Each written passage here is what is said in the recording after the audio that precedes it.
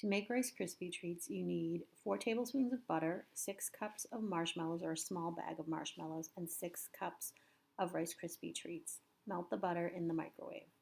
My melted butter, which is hard to see, but it's melted in there, I'm going to add my marshmallows and mix them in with the butter. Mix the butter to coat the marshmallows.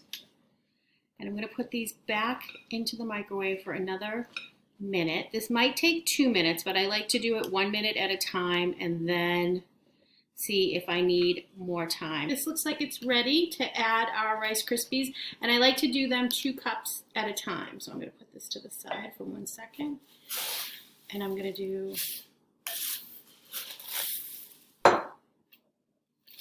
2 cups of Rice Krispies and mix that in. So you can still see that there's a lot of the marshmallow mixture.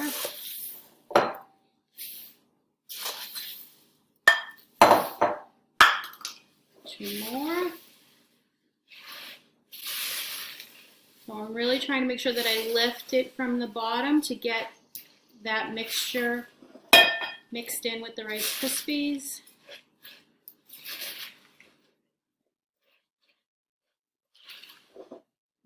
Bet you guys can imagine how good this must smell right now.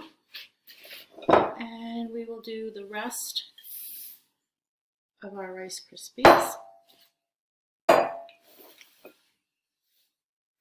And just kind of a little bit more slowly now, because obviously the liquid is getting incorporated into the mixture.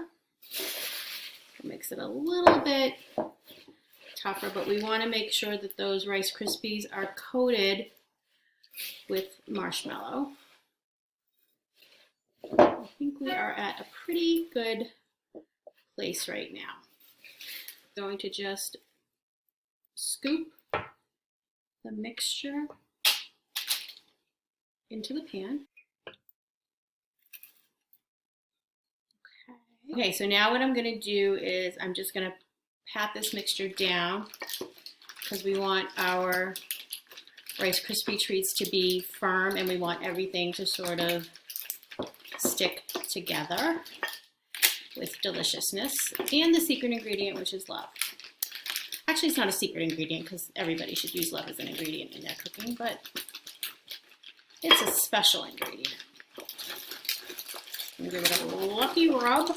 And then we're going to let them set probably for about an hour. Sometimes I put them in the fridge. Okay, so now we're ready to cut these, and I'm going to use a pizza wheel, which you can just push right through. So I'm going to go down